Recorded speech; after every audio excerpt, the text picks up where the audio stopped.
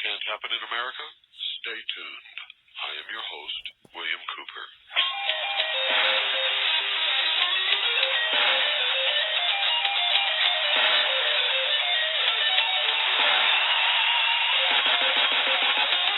It is the 23rd century, 83. The things are much worse than they used to be. It's a hell of a time, cause the federal's gone mad. The brothers in rebellion, it was in your hands. People all over in every town. Buildings on fire, burning down to the ground. Out of control, people pouring the car. Little children of the night were heard every door. Muggers, looters, killers, and thieves. Now everywhere you look, it's just another disease. 300 million people on a planet made for three. Now who's gonna set this hell down free?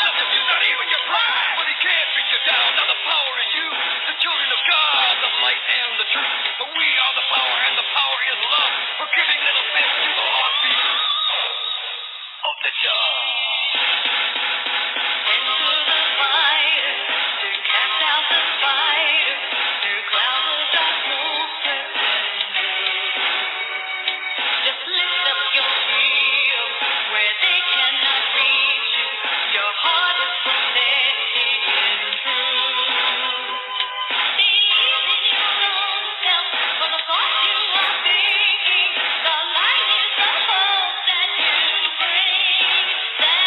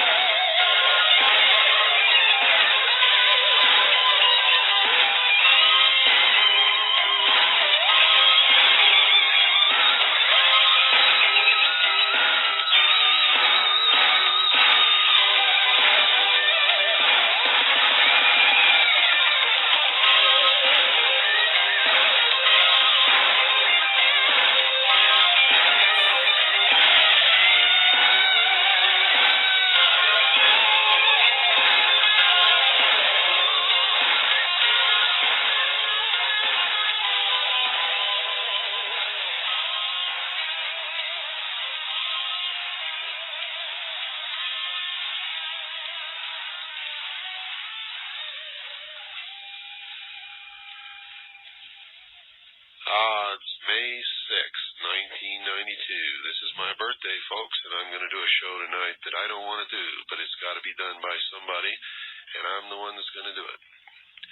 We've all been watching our television for the last week and a half, listening to the radio, watching fires burn, watching stores, businesses looted, watching a poor truck driver yanked out of his truck and beat senseless on the ground. When he got up and tried to get away, got into his truck, he couldn't see. A woman came up and asked him, "Can you see?" He said, "No."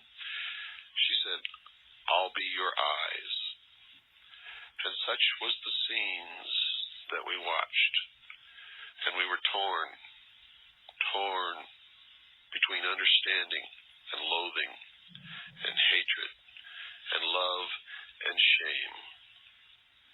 And what for?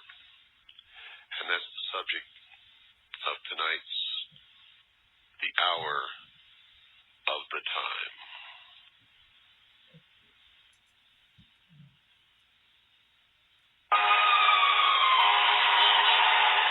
What it's like to be a black person in America? It's like being in hell, if you can visualize that. It's like being in a living hell.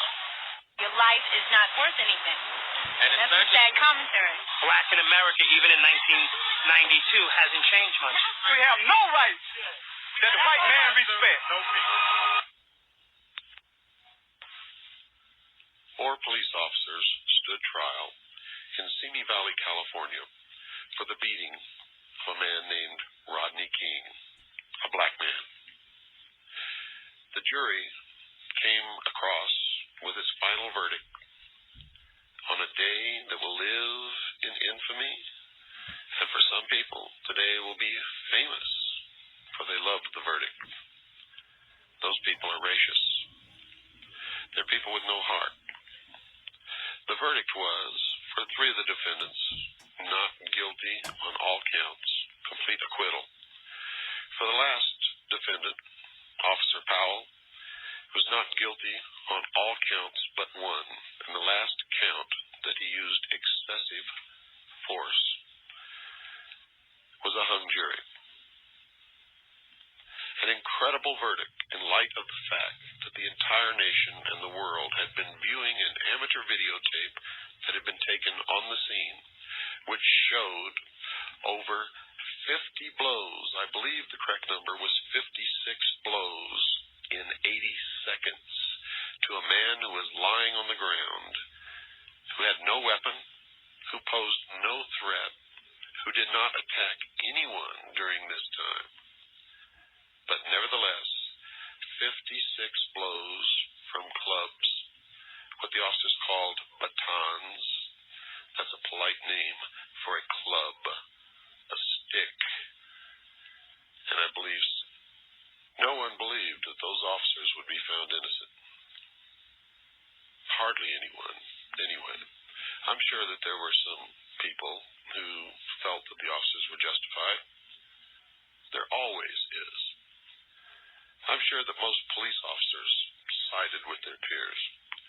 I'm sure that they felt the officers should be excused, overlooked, that they should be forgiven because of the dangers of the job, because that they go out in the street every day and they could be killed at any given moment. So that makes them do things that sometimes people should not do. Is that justified? Should people think that way?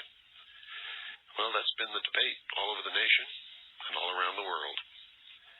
And in the main, I have to say that argument has lost. Most people were shocked to the very core of their being over that verdict. And not just blacks. Whites were shocked. Hispanics were shocked. Puerto Ricans were shocked. Chinese people were shocked. Japanese people were shocked. And of course, the black community was outraged. In a country with a history of prejudice, oppression,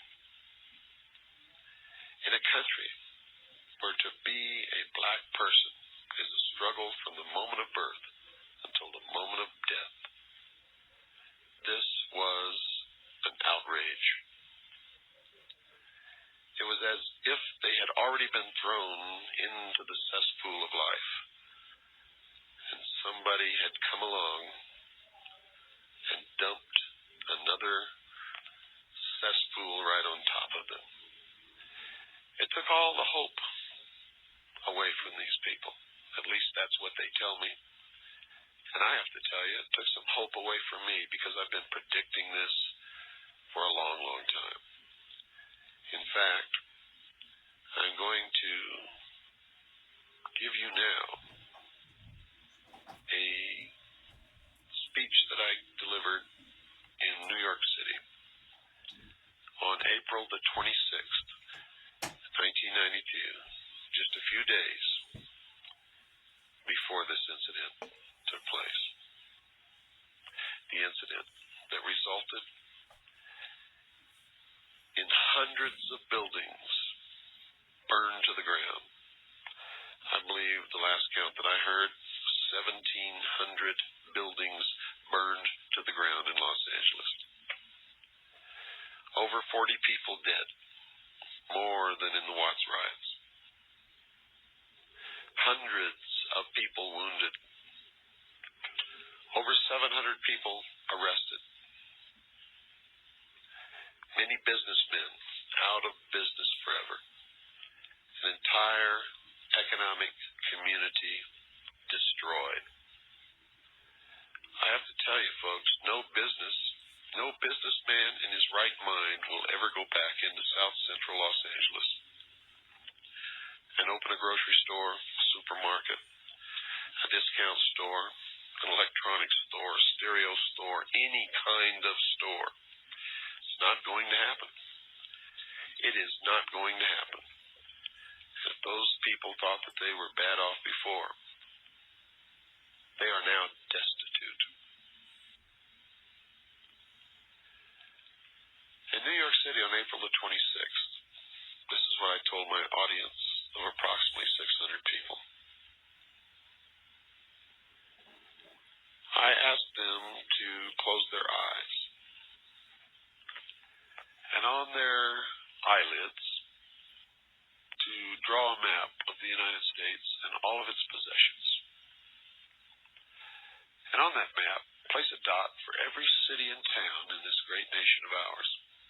Every city and town. Put a dot there.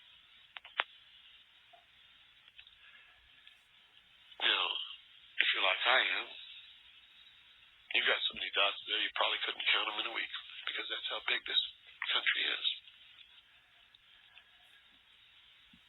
I want you all to understand that at any given moment, of any given hour, of any given day, of any given week, of any given month, of any given year,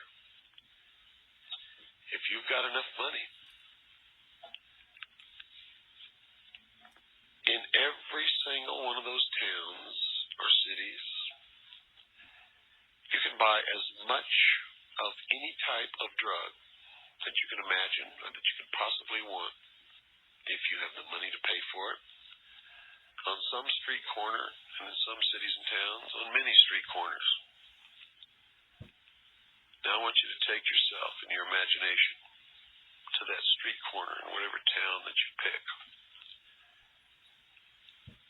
And I want you to understand that whatever amount of money you have in your hand will buy whatever amount of drugs, of any kind of drug that you want, any kind, at any time. And there will never be a shortage.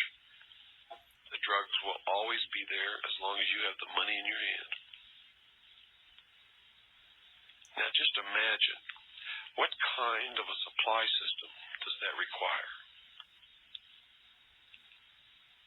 Do you understand how much cargo of drugs has to be coming into this country continually, all the time, to make sure that each drug in its exact quantity that's needed in each city and each town of this country is delivered to that city in that state, parked in that town, in that state, on time, so that there's never a shortage? Do you realize that in Sylmar, California, which is in the San Fernando Valley, near Los Angeles, in a warehouse with a cheap padlock on the door and no guard anywhere, law enforcement officials found 22 tons of pure cocaine. 22 tons of pure cocaine.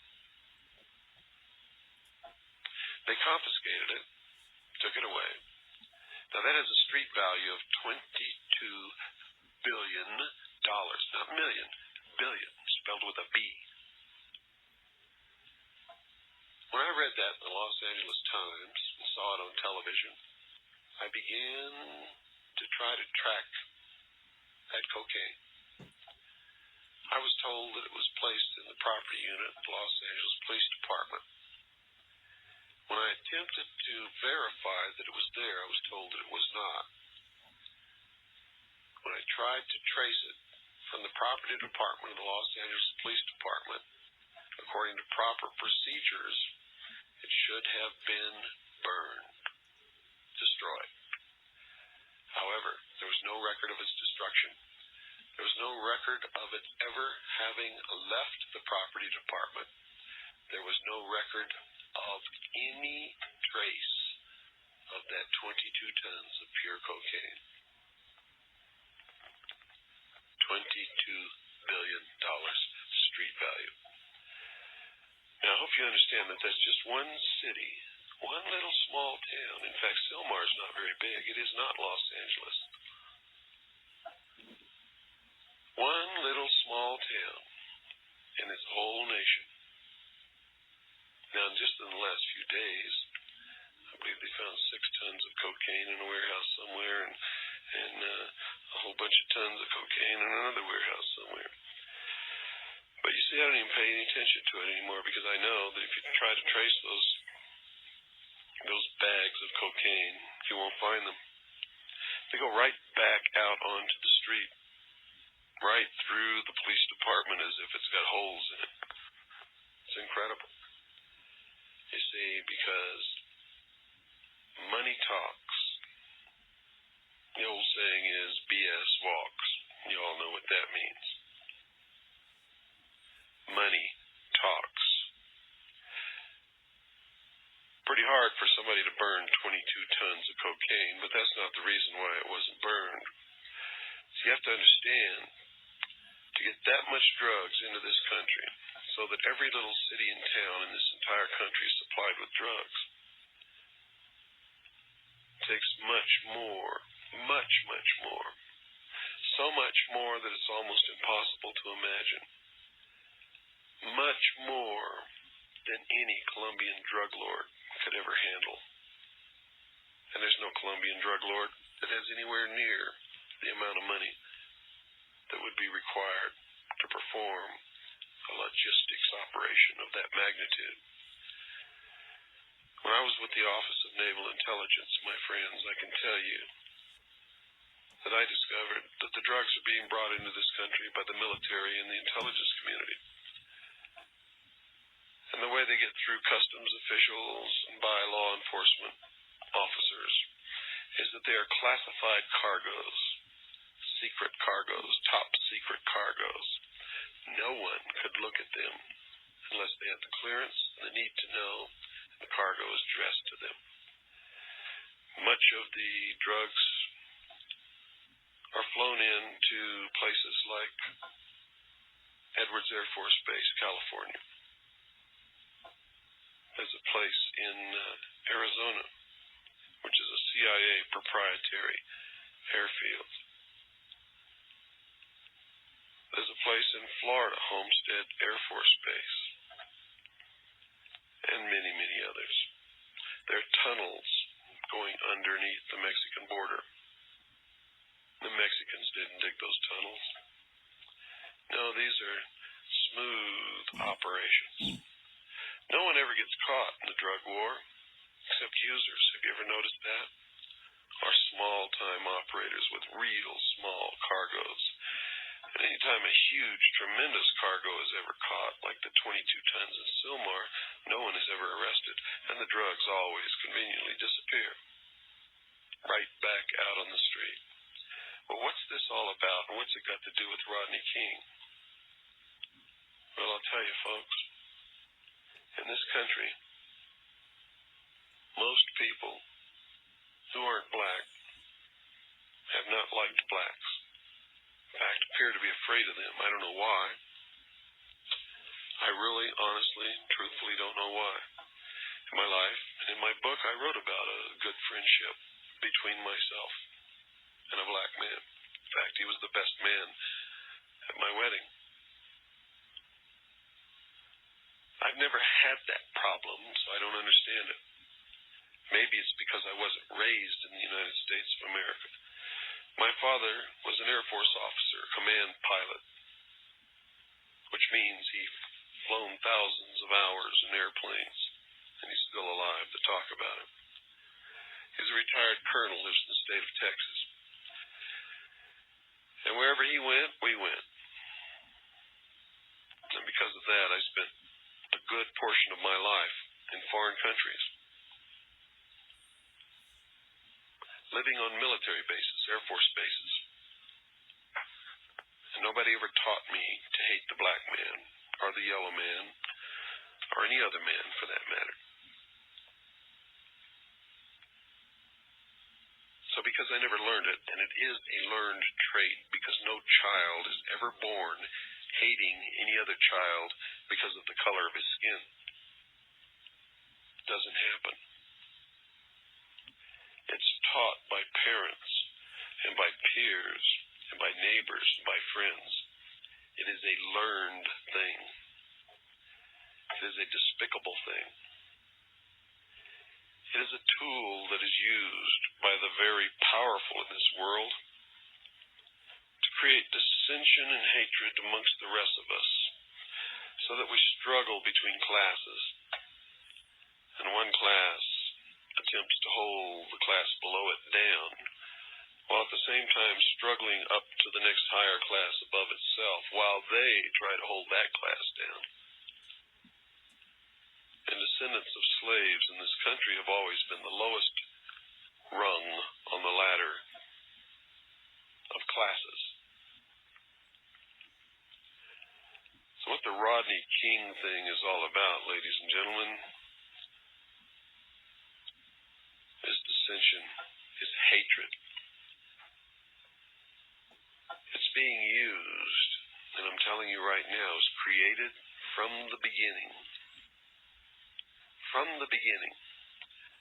Do you really believe that it was an accident that a judge changed the venue upon the request of the defense to the wealthiest county in the state of California, or one of the wealthiest, I might say? Maybe not the wealthiest, but one of the wealthiest counties in the state of California. A county wherein over 2,000 police officers reside. A county where less than 2% of the population is black.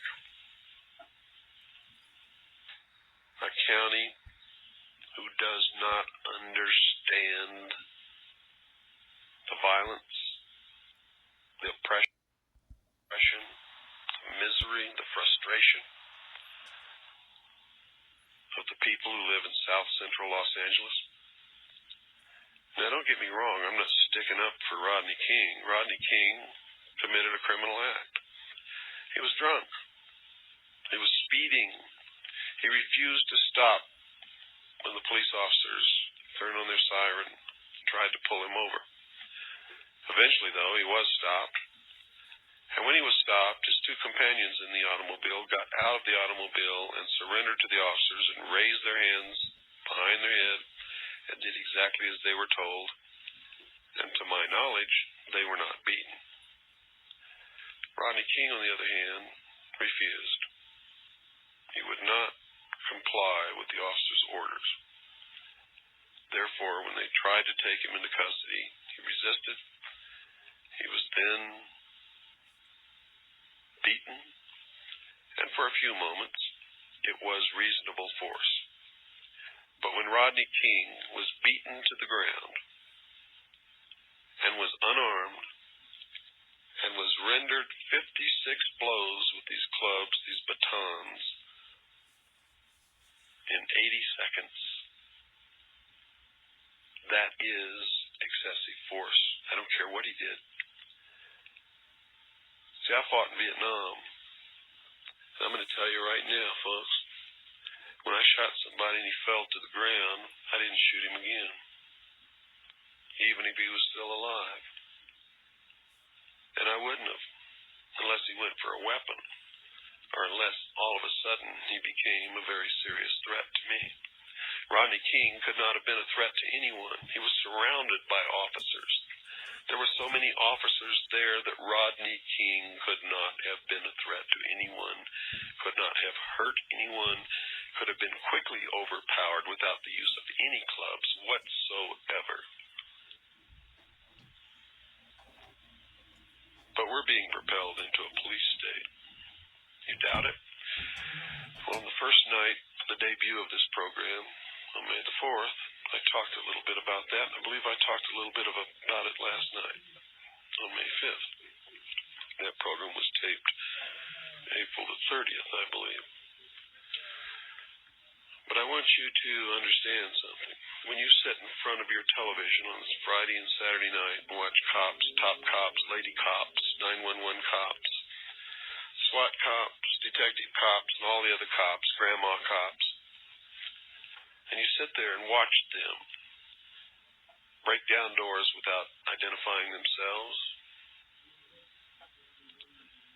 without a search warrant, without a court order, rip people's mattresses apart, tear their walls apart, throw all their clothes on the floor.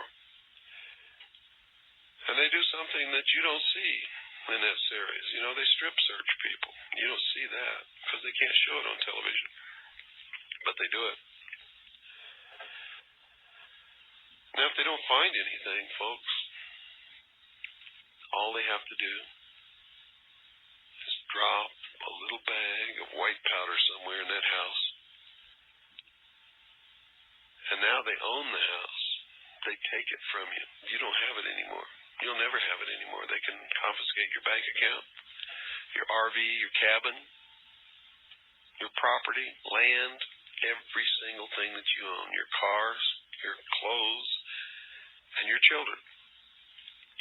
And except for your children, they can auction it all off within 24 hours. And there's not a thing that you can say or do about it. And they can do it without a court order, without a trial, and without even charging you with any crime. And it's happened to many people. And you sit there in front of your television sets and you cheer it on. Say, get them, get those scummy so-and-sos. I've watched it. I've seen it.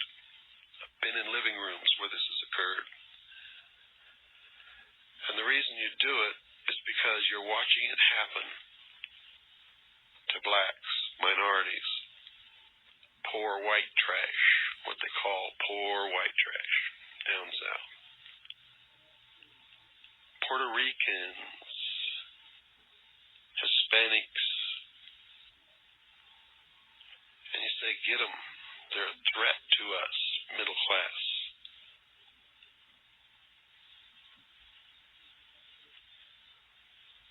We've got to get the crime and drugs off the streets. That's your reasoning, and that's why you accept it. But most of you don't know anything about your country. You don't know what your country is. You don't understand that your country is the Constitution. And that when you allow these things to happen without protest, you're actually changing law. Because the common law, the basis of our legal foundation, says that if your rights are taken away and you do not protest or protect or claim your rights in a timely manner, then you no longer have those rights. They don't belong to you anymore.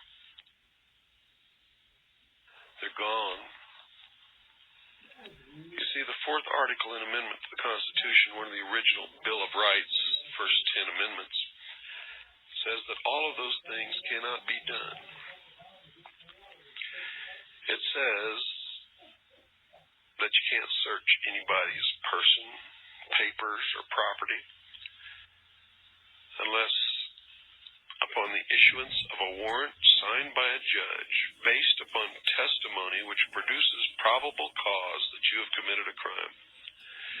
And the warrant must name the exact place to be searched and the exact items to be seized. So everything that they're doing is against the Constitution of the United States of America, which is this country. See, the United States of America is the Constitution and the Articles and Amendment thereof. Tear up that document, throw it away. This country ceases to exist. You'll have no more rights, no more protection, no more nothing. And that's what this is all about. They're setting us up to take away everything from us. And all of you people who are falling into it are setting the stage to have it done. If you're black and you participated in the looting and the burning and the rioting, you played right into the hands of those who would oppress us. You have been very stupid. And if you're white and you participated in the looting and the fires and all of the other stuff, the rioting, you too were stupid. You played right into the hands of those who would oppress us. See, on television, I saw Hispanics, whites, blacks. I saw a mixture of every single ethnic group and race that exists in this country on the streets rioting. And if you were perceptive, you did too. I never saw a crowd of just blacks, or a crowd of just Hispanics, or a crowd of just whites. No, they were all mixed together, having a great time, taking advantage of the whole thing. And if I had my druthers, you'd all be in jail, not just for looting and rioting. That didn't solve a darn thing, but for endangering the Constitution of this great nation. See, I sympathize with you. I didn't like that verdict either. And you had a right to go out in the street and protest. You had a right to express your anger, and you should have. This whole nation would have been behind you if that's what you had have done. But you know what you really did? You scared the hell out of middle-class America. You scared them bad. They'll never forget the scenes that they saw on that television set. They will never forget it. And you're going to hear things like this. So many people is the number of guns. You have the number of guns in Los Angeles at the moment in the hands of private citizens. Yes. Well, if you put guns out there thinking that somehow they will be held only by law-abiding citizens, you're wrong. The thugs, the thieves, the hoodlums are going to get them, whether they have to steal them or whether they have to buy them. And you've got a lot of them in this city. And they're in the hands of young, irresponsible, irrational young people. Do you get the drift? You see, this is going to be used as the excuse to take the second article in amendment in the Constitution away from the American people. It's going to be used further to strengthen the laws, strengthen the government's position on eliminating the Fourth Amendment. It's also going to be used to take away the writ of habeas corpus and probably a lot of other things, probably to eliminate the exclusionary rule so that they can find these guns and make sure that this kind of violence doesn't ever happen again. The image of that truck driver on the pavement being kicked and beaten and hit almost to the point of death, just because he was there, will never leave the minds of middle-class America. Never.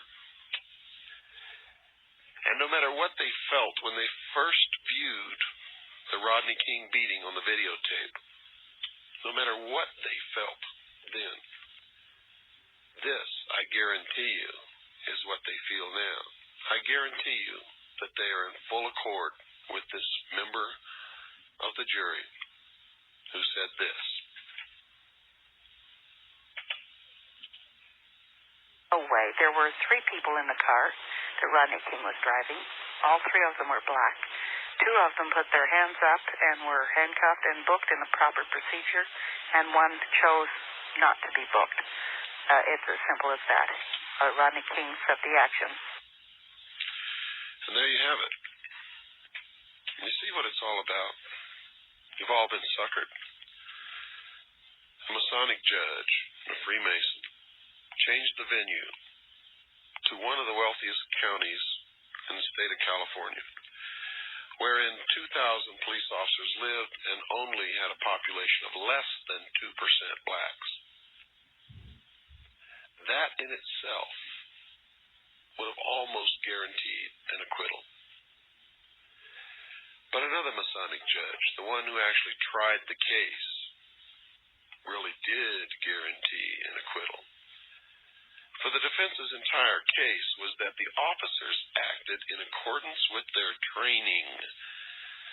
Where have we heard that before? Wasn't the defense of the Nazis who were tried at Nuremberg that they were only following orders, obeying their superiors, carrying out the parameters of their training? This is an absolutely impossible concept for the American people to grasp and to hold on to. And you better understand what it means. We're being prepared for a police state. That's what cops, top cops, grandmother cops, SWAT cops, all the cop shows are all about. The glorification of the cops. What if they trained them to shoot you if you looked at them funny? You see, because the judge instructed the jury that if they found that the officers were acting within the parameters of their training, of their orders, that they could not be found guilty. And therein lies the rub. You see, it was all rigged from the beginning. The judges knew it. Everybody knew it.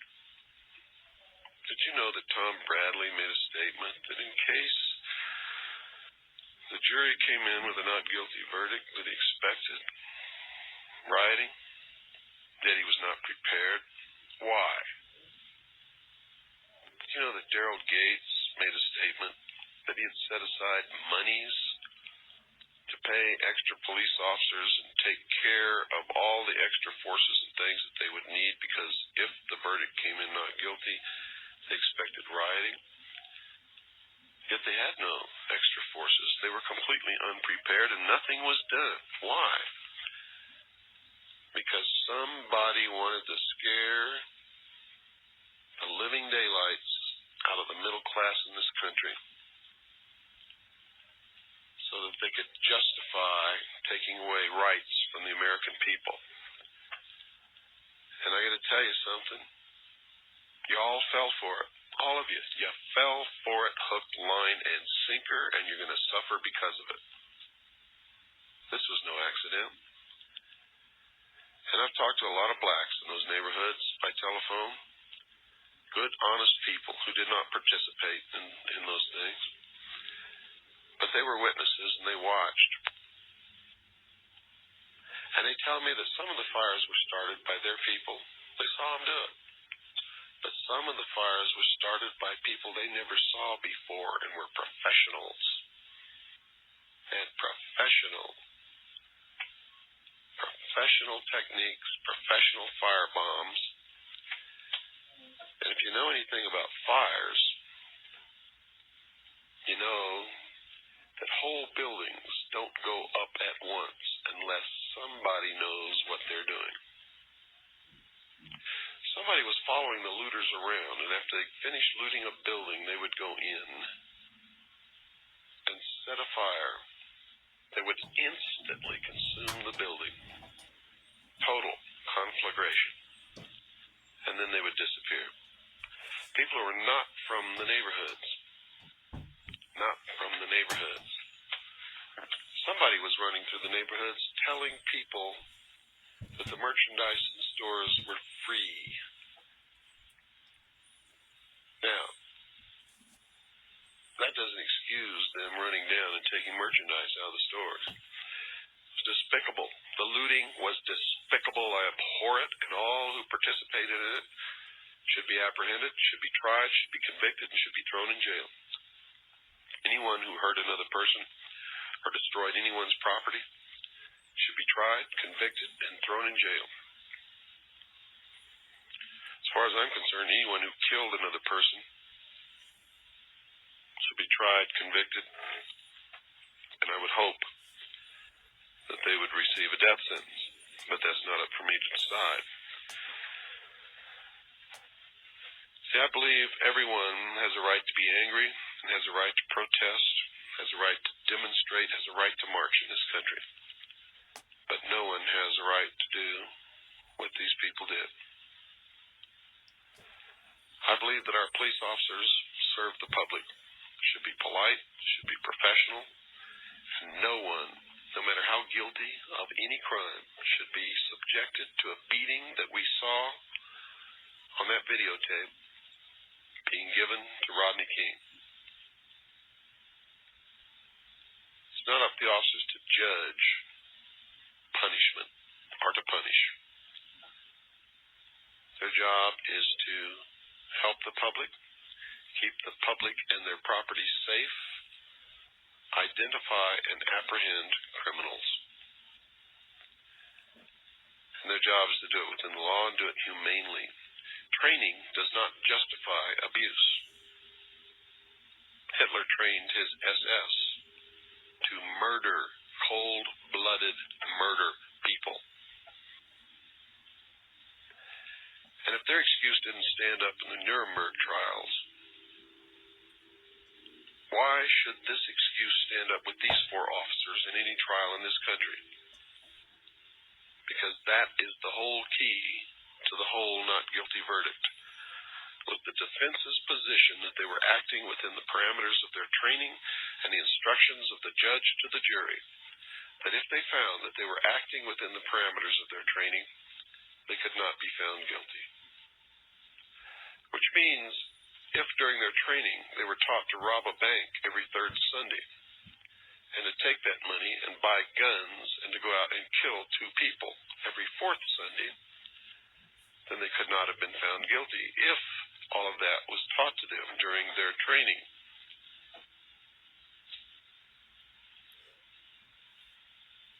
This type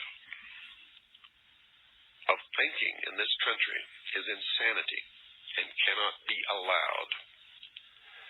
And these Freemason, Masonic judges who are part of the secret societies, who have infiltrated our society at all levels and our government at all levels, and whose aim is to destroy the sovereignty of this nation and the sovereignty of all other nations and bring into being a one-world totalitarian socialist government, must go. These people must be weeded out.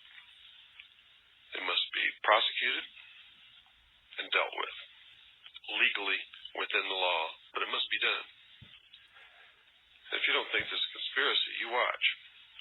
See, I said that this would happen in New York City. I told those people in New York City that this would happen. And it has. I said in New York City to that audience that when the blacks found out how they were being used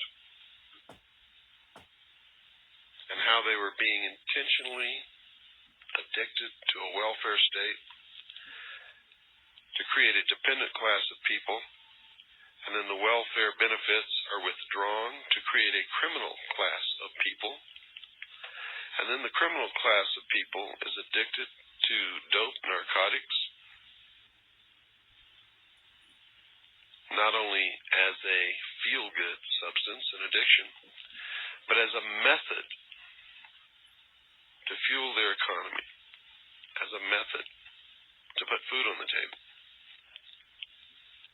You have to understand, folks, that this accomplishes three things. Drug addiction, for blacks or for anyone else, is a form of euphemistic slavery. They are no danger to the ruling class, to the elite, or to anyone else. They are, in fact, slaves to their addiction, and they can be controlled by making the substance of their addiction, or the focus of their addiction, available or not available, cheap or expensive. And they can be manipulated hither and thither, to and fro. They can be made to create crime, or they can be made docile as little lambs. It also creates huge, tremendous profits beyond your wildest imagination for the secret government.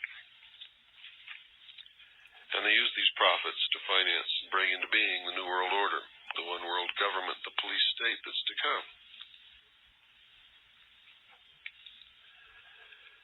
And number three, it scares the living daylights out of the middle class, out of the people who feel that they're a little better than everybody else because they have a little more than everybody else, and they don't want to lose it. So they scream for protection. In the latest poll, folks, they were asked, would you be willing to give up some of your constitutional rights in order to get the drugs and crime off the streets? And guess what the answer was? The answer was yes, yes, yes, yes. Please take the drugs and crime off the streets. We will give up whatever we have to give up. But don't subject us to this fear. Well, if you think that they had fear before, they're trembling in their boots now.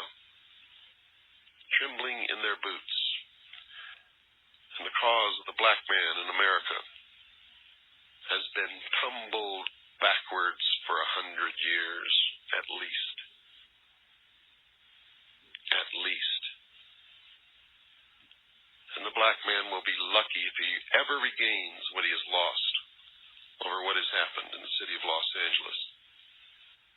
And this is exactly what was supposed to happen.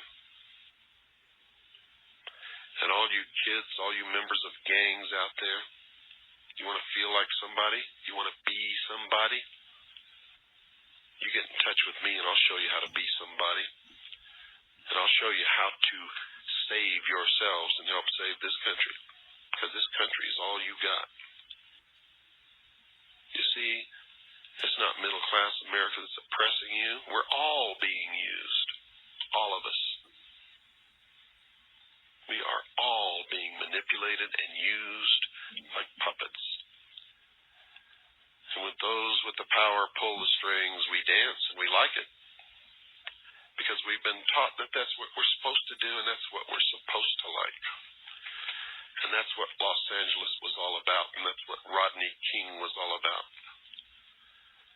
Rodney King made an eloquent speech saying that he wasn't like that. And he wished the violence would stop. Well, Rodney King, I got a message for you, buddy. You should have thought of that before you got in that car and tried to outrace the police and then resisted arrest while you were drunk. I feel sorry for the beating you took, but don't tell me you're not like that. Because that's a crock. If you weren't like that, none of us would be in this situation we're in right now. Let's hope that you learn from this and that you won't be like that in the future. But don't tell me that you're not like that.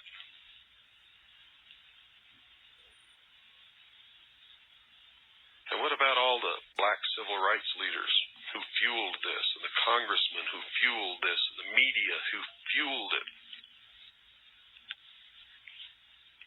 What about Congresswoman Waters from South Central L.A., who, when asked if she would make a plea to stop the violence, said no, she wouldn't? What about all these self-serving, self-righteous leeches on the community that fueled this? It's time to wake up. It's time to take your power back. It's time to understand that I'm not your enemy, that you're not mine. It's time to understand that we're Americans, and we all live here together. Racism is evil. Anti-Semitism is evil. People cannot help what family they're born in. Whoever you are listening here right now, you had no choice into what your race is or who your parents were. No choice whatsoever. To hate a man or a woman because of the color of their skin,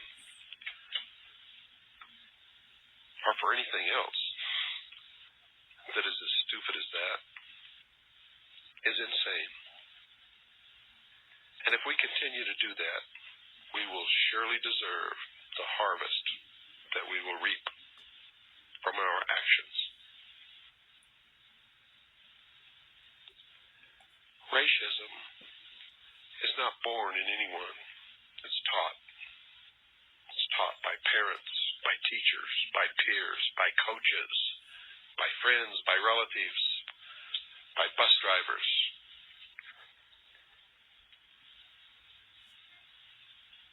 Some young men learn it when they go in the military service.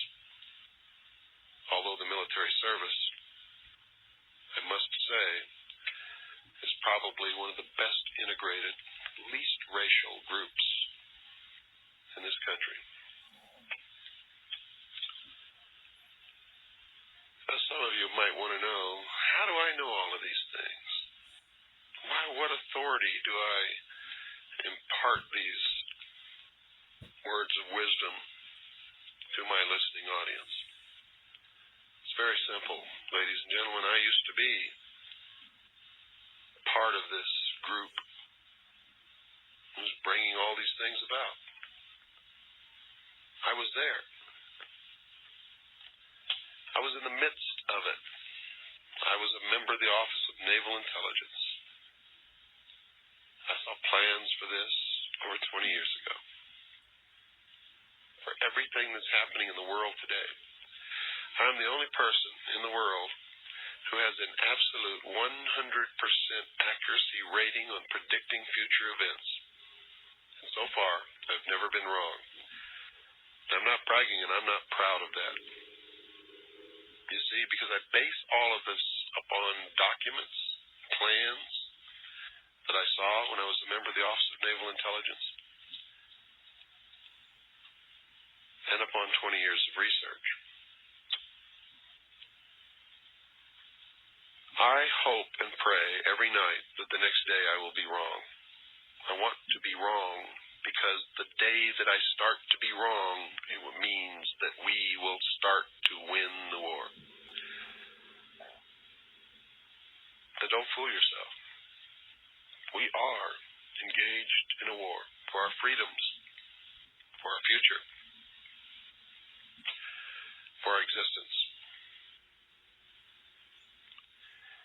And we are in great danger from many, many, many things in many, many areas, and one special group of people in particular. But the biggest enemy that we have on this earth is ourselves, our own ignorance, our apathy, our inability to see and to hear and to understand. Our willingness to elect somebody we never saw, don't know, and trust them explicitly and believe that they're a saint while they go trooping off to Washington. Have you ever stopped to think how absolutely absurd that is? Absurd. Most of you can't trust your own relatives. And you trust some stranger to go off and represent you in Washington, and then you forget about it and trust that person to do the right thing. And then you wonder what happens when they don't. Come on, wake up. I mean it. And you better wake up and start voting. And you better throw all the bums out, put some citizens in there, and you better restrict the terms to one term. Because if they decide to become a professional career politician, that means they got to get reelected. And if they got to get reelected, they can't do the right thing. That's what's wrong with this country. They can't do the right thing. So they're easily corrupted, easily bought and paid for, easily steered down the path away from us. And at some point along the line, their conscience doesn't even bother them anymore, and they don't even care about us. Why? Because here's what they think of us. And on a daily basis, we prove them right. Quote, a nation or world of people who do not use their intelligence are no better than animals who do not have intelligence, and thus are stakes on the table by choice and consent. Unquote. Do you fit into that category? Do you? Think about it honestly. Look yourself in the mirror. If you do, admit that you've been stupid. And decide that you're never going to be stupid again for the rest of your life. It's important. Help me. Good night, and God bless you all.